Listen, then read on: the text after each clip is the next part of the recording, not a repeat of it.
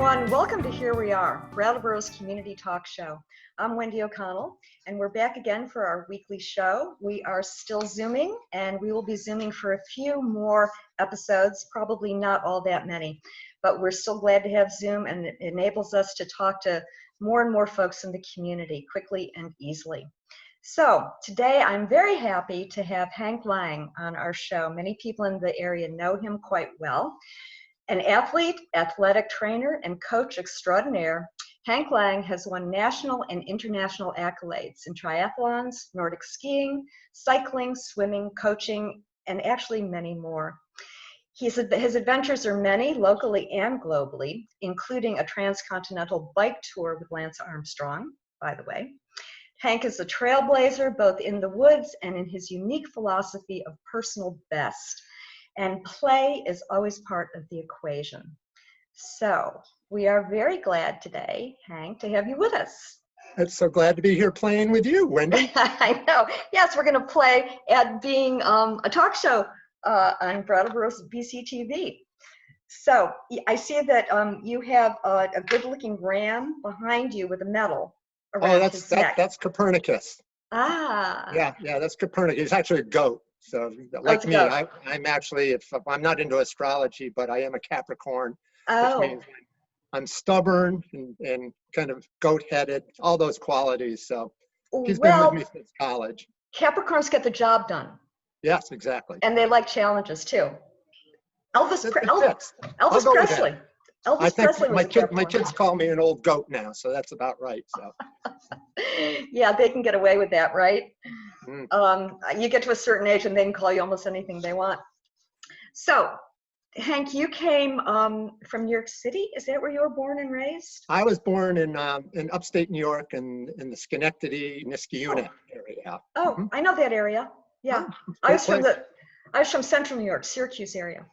Oh, good spot to come from too. Yes. And we always bring our past with us. Wherever we go, there we are. And our past is, we just have to decide how heavy the baggage is going to be. Well, that's right. And if we call it baggage or just accoutrements, right? I like that. Accoutrements is good. So what were you interested in as a kid? Did you play sports? Were you an athlete? Well, I was kind of clumsy as a kid. I was lanky and pretty uncoordinated. And I started out, I guess, as a swimmer. I played around the neighborhood with the other kids, and I was one of the kids who, I get picked for the team eventually, baseball, hand-eye stuff. Mm-hmm. But really, the first organized sport I played was a summer league swim team. And interestingly, my sisters, who are younger than I am by 2 and 5 years, they were the stars of the team. Me, I was sort of always relegated to the outside lane. It's that lane where it's not really a lane. You're kind of between the last lane line and the edge of the pool. Right. The pool getting narrow, I'd actually sort of rub my elbows on the edge of the pool. Yet, the way this team was run, to the credit of the coach, who was a great physical education teacher, he made everybody feel a part of that team. And I would get my hot dog and my ice cream sandwich after the meets, and I would cheer and yell for my sisters and everybody else, even though I was just swimming exhibition in the outside lane. Now, as I got a little older and got to be 14 or so, I started to come into my own and ended up actually having a 10-year run on that swim team and being one of the leaders of the team. But all this was a sort of, made me realize the importance to me of both athletics and participating in athletics, and also drew me into coaching. Mm-hmm, mm-hmm. Early age stuff, right? Has an impression, yeah. And what were you studying in school?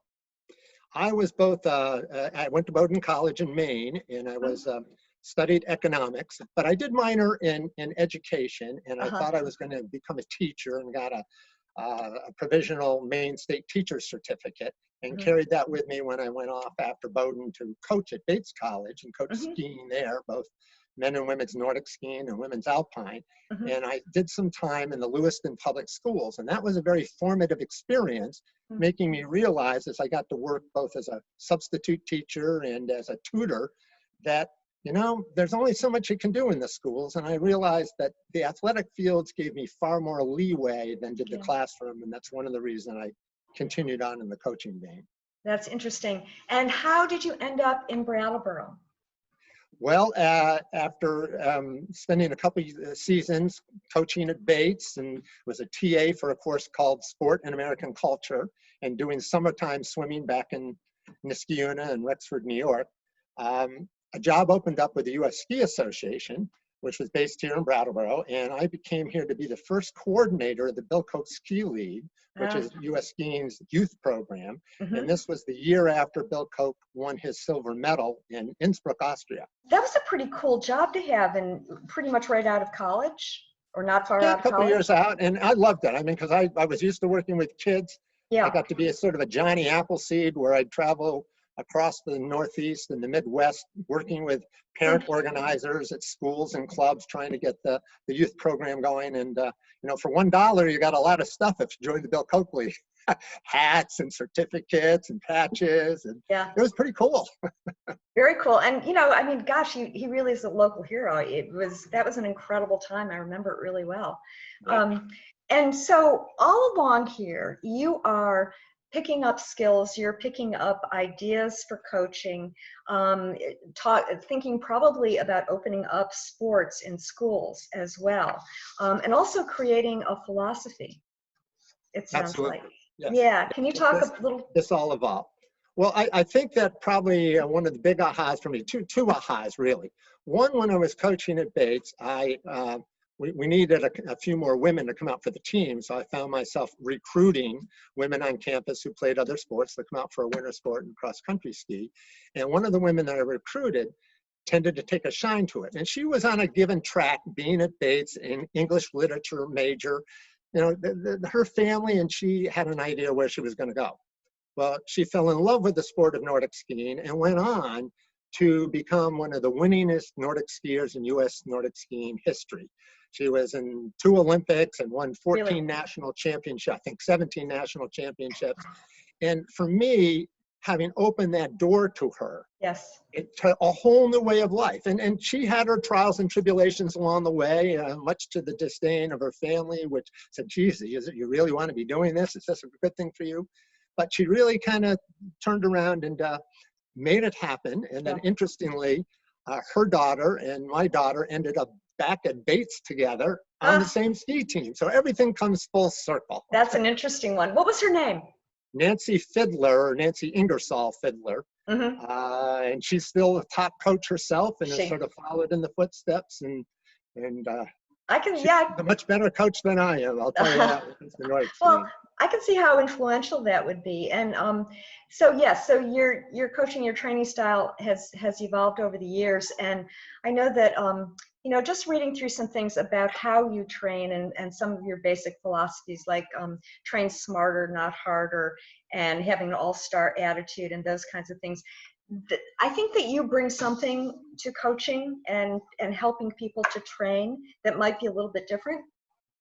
Yeah, I think so. But as I said, there was one other sort of seminal event that led me really into the coaching and my philosophy. And that was because I was here with the Ski Association, and after working with the Bill Koch League, I became the Nordic program director, and I was putting on ski camps and rubbing elbows with some of the top coaches in the country, with John Caldwell just up the road, and a whole bunch of athletes that were here in this era that were top skiers like Jimmy Galanis and Tim Caldwell and Coach Marty Hall and Tyke Reed. No, I mean, so they were all there in this area. And this is such an amazing area that spawned and has such a rich history in several sports, Nordic skiing, one of them, and getting to know these people, playing softball with them, that kind of thing. It opened my eyes to a lot of things. And one of the things that made me realize is that I wanted to come back and after my college career, commit to something where I was training at the level, not the level these athletes necessarily were, but make a more serious commitment. And the sport of triathlon was young at that time. Nordic skiers trained a number of sports anyway. I was a pretty good swimmer. So I started into triathlon and had some success and went out in 1982 to the Hawaii Ironman, which is one of these legendary events where you got to swim 2.4 miles in the ocean and bike 112 miles through the sweltering lava fields on the big island of Hawaii. And then you got to go off and run a marathon just to, you know, put the icing on the cake. And that takes a lot of organization and commitment and belief in yourself.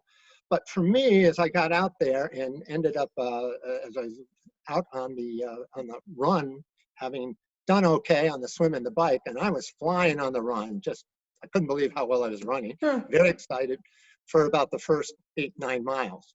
And then got out on the lava fields and it all hit. And the wheels came off the bus. I no longer cared whether I finished that event or not. And at that age and at that time, and with most endurance athletes, you learn to be very self-reliant and very self-centered. You have to be to put that kind of time and energy into it. But what got me through the event, as I was just desperate, how was I going to just put one foot in front of the other, was that my wife, Diana, was my girlfriend at the time, and my brother-in-law and sister were there. And I'd gotten a lot of support from the Brattleboro community. I wore a yellow t-shirt saying Brattleboro, Vermont on it, and that's what I wore on the run of the race.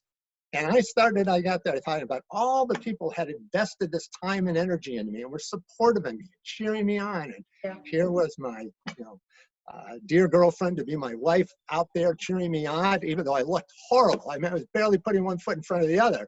I'd go by, I'd say, "You're looking great, Hank," and then I'd find it after, "Man, he really looks terrible." But I got through that. But there was such an aha moment as I tapped out all my inner resources to realize how interdependent we are and how nobody does anything on their own. We do this in a culture and in a support system. And one of the things I've been able to bring to my coaching is that people get out of their own stories about whatever's going on in their head and whatever story they're telling themselves, how to adapt that story so it can be more of a winning story, and recognize how much more than just being an athlete an individual is, because that puts a lot of pressure on you, and how many people really can support what an athlete is doing. As I came through and went through my various coaches' education and certification, you could see things changing. Back in the late 70s, it was about all of these physiological advances with terms like lactate threshold and how we could measure these things to make the athletes better machines. And then as we moved in the 80s, it was more about the mental thing. But you can't just unscrew somebody's head and pour, all this psychobabble stuff inside. It goes a lot deeper than that. And then as things evolved and we started to look at the athlete in the context of being a whole person, and the Olympic Committee at the higher end was saying, well, what about all the athletes who work for years to see if they could make an Olympic team and then they don't? Or they make the Olympic team and, their dreams don't pan out. What then? And it became sort of some energy going towards saying, we need to educate and train our athletes to be thinking ahead to what's next and what else there is in life besides just being this monomaniacal, highly committed, dedicated athlete.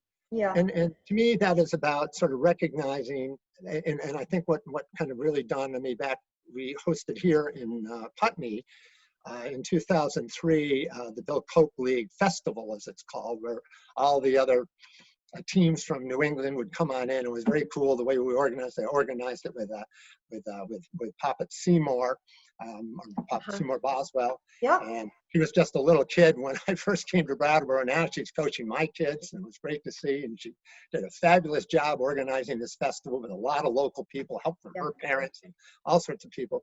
And we invited in, since we have such a rich history in Nordic skiing, we had representatives from throughout New England marching in Olympic style with a former Olympian or at least national team member carrying the placard for Southwestern Vermont or for Northern Maine. And it was just so cool to see this. And I got to write profiles on all the athletes that were, sort of representing their district and leading their contingent from their district. And as I interviewed them and wrote these stories, I realized that at the root of every single one of their stories was their love of sport. They didn't do this thinking, oh, I'm going to be a great athlete. They love the sport at root. And I think that's really kind of thing. If you're going to get involved in sport at any level, or really any activity at any level, you want to be pulled by your interest and passion. The sport is there to serve you, not for you to serve it. That's an important distinction. And then learning how to use all of the things to support that for yourself and your life. And so you have a business called Personal Best, and that's your day job, which is kind of amazing, right? You're like a coach who gets paid for doing these trainings. It's amazing. You Good know, for if you you. can't dazzle them with brilliance, baffle them with bullshit. I've tried to keep my business small, and people, I've never done any advertising. People find their way to me, Amazing. various things. And I just like to work intensively with people. Yeah. And in a time when, you know, all sorts of opportunities and tools are expanding via the internet and training methodologies and gee whiz watches and smartphones and everything else you can do, you can measure everything. Right. And it's great stuff. It can Yeah. really be very helpful.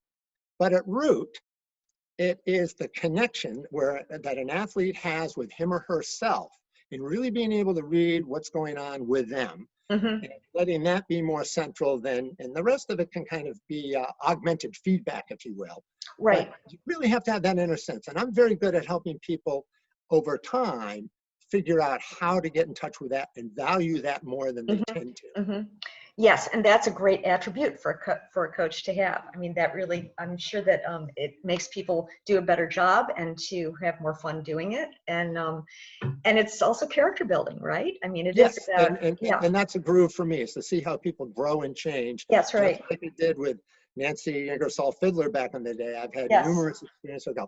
Isn't that cool to see how this individual has grown, not just as an athlete and maybe in their performance, but in other dimensions, and they have a better sense of who they are. yeah, And you know, I'm honored to write the next whatever chapters I help them write in that's their so lives. great. Yeah, and it's collaborative as well, which is really wonderful. Absolutely, Yeah, yeah. absolutely. Let's talk a little bit about Hank's Folly.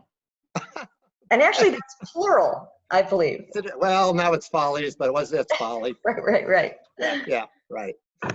Well, Hank's Folly started out, one of the many things I've done here in the Brattleboro area is I've really believed in the idea of cradle to grave clubs. That's what's worked well in Scandinavia with their culture and Nordic skiing and that. And that's a lot of what I was trying to do when I was out on the road with the Bill Coakley, trying to seed organizations that use youth programs. A lot of them were clubs that stepped up and said, yeah, we need to do this with our youth. We may be citizen racers, or we may be, you know, everybody has a different idea of what a club is. But I was fortunate to see how all these different clubs work. And lo and behold, right here in Brattleboro, we have a wonderful organization, the Brattleboro Outing Club, which is Yes. going to be turning 100 Oh, in 1922, or excuse me, in 2022. That'll be the 100th anniversary of the club. that's so Very great. rich history in this club. Yeah. And it's done a good job adapting through the decades to what's next, and offering these sort of low build, grounded sports that are in sync with the season, whether it's tennis on the alluvial clay up there on Cedar Street, or whether Right. it's Nordic skiing in the wintertime, or rowing now on the river. It is just truly, truly, you know, a wonderful organization that's Yes. the volunteers often involved in training the youth of tomorrow to step up and be part of learn how to do lifelong sports. So that's played a sort of a pivotal role Yes. in a lot of this. And you, And what happened? Yeah. So back to yeah. Hank's Folly. So one of the people Yeah. who was a manager, we'd go on out and all these volunteers would show up, and we'd be building trails in the woods before they put into the other 9 holes at the country club. And we'd be found these old skidder trails that often were mucky, and we would lay down what's called corduroy the road, where you would put down saplings and Yes. old tree logs that kind of bridge you in the wintertime over the wet spots and the swampy areas. And more often than not, you couldn't ski this trail because either it wouldn't snow or it'd be trees that fall down. And as a joke, the hut manager ended up naming one of these trails Hank's Folly. So, because it's just, hey, you can't ski it. I mean, it's great on once or twice you can, but for all the work and effort that went into it, you can rarely ski it. Well, as I kind of came back to do more work for the club and became the winter program director back in the sort of late 1990s, early 2000s, as my kids were coming along, that was one of the jobs or independent contract jobs I took on. I realized there was more we could do with this. So I developed the trail a little bit more, and I've written a little story about it and named parts of the trail for the qualities that both cross-country skiers, and you can really say most of us who are trailblazing in life, have to follow. That first, you know, we're interested in the freedom, the feeling of freedom that that going on outside and being close to nature, that gives us. We're finally free of the shackles. We're outdoors and moving through the natural environment. Mhm. The second quality, which is the name of the second loop, is called faithful, because you have to have faith in what you're doing, and you have to believe, particularly if you're a cross-country skier, you got to look through the Right. world through rose-colored glasses. Right. And then forest is what grounds us. It's not some ephemeral quality. It is just what grounds it. It's real. You go into the forest, and it's where, as cross-country skiers, we overwinter. People may call us forest fairies or squirrel chasers or whatever the moniker is, but you know, there's something great about skiing through the quiet and solitude of the Yes. forest. Yes. It sustains us. And then anything worth pursuing in life always requires fortitude, and it's back and it's forth and it's back and it's forth, and we get discouraged, and we need to be resilient. We need to hang in there with fortitude. And if we do that, and we do that well enough, and we collaborate with those that have gone before us, just as we were following the Skidder trails, and it took a lot of people to build this trail, that maybe we move from freedom, which is the first loop, to unity. And unity is where it all comes together, but it's elusive, but that's kind of what we're after. And I maintain that's kind of even where we're now here in Brattleboro today, as we are most of the time. And it's how can we, in the way we navigate the trail and negotiate between people who see things differently, that divide and that union between freedom and unity. And that's what Hank Folly is about. And I wanted to ask you actually about aging, as an athlete aging. And I know that you have, I don't know when you started, but you started kind of having themes for your decades when you. Yes, sure. So just back when I was turning 40, it was all like many 40-year-olds about, okay, life is changing here. You know, I'm not as quick as I used to be, and you know, there are a lot of things going on as you grow into a new identity. But for me, it became about my wife saying to me, as I said, geez, look at some of the athletes as I was coaching, they're doing so well. Isn't that great? He's a national champion. I said, geez, maybe I'll come back and get back on and really train. And she looked at me and goes, you're a has-been. Those were fighting words, and somehow it struck me. And so I started on my Ponce de Leon Fountain of Youth theme, and you know, pursued it and was fortunate enough to kind of go off to a triathlon championship, and as a master-aged amateur, out of the love of it, do quite well and end up on the podium. So I proved her wrong, and that felt really good. Anytime I can prove my wife Diana wrong, I'm doing real well. So that was a big win on lots of levels. But as I went to my 50s, I said, you know, this is interesting. I've been coaching all this time. Technology has changed. I've learned so much from all the athletes that I've coached along the way. I wonder if I could put this together and focus on 50 and see if I could do a triathlon and go out and do an Ironman faster than I did when I was 28, when I went to Hawaii and that. And I started to think about that and apply that. And I trained up for Ironman Lake Placid over in the Adirondacks with a couple other people. I mean, you want to have training partners with you. And I had some really good athletes I was coaching and training partners that we geared up to do this. And I was actually able to be faster on both the swim and the bike. And then kind of the wheels came off the bus on the run, but doesn't always work out. So my Hawaii 5-0 campaign to go to Hawaii when I was 50, that came to an abrupt end, but it was still a good pursuit. Yeah, and now you're in the 60s. And now I'm in my 60s, and the 60s have been a much bigger struggle than the 40s and 50s, and maybe finding the wins, because a lot of things have happened in my early 60s. And even when I came into it, I got some good friends together and said, look, I'm going to turn 60. I want to make my 60s about how to really thrive. And the name of my campaign is Sink Our 60s. And the play on words is, are you going to sink, S-I-N-K, or are you going to get the different parts of your identity in your life synced, S-Y-N-C? Yeah, nice.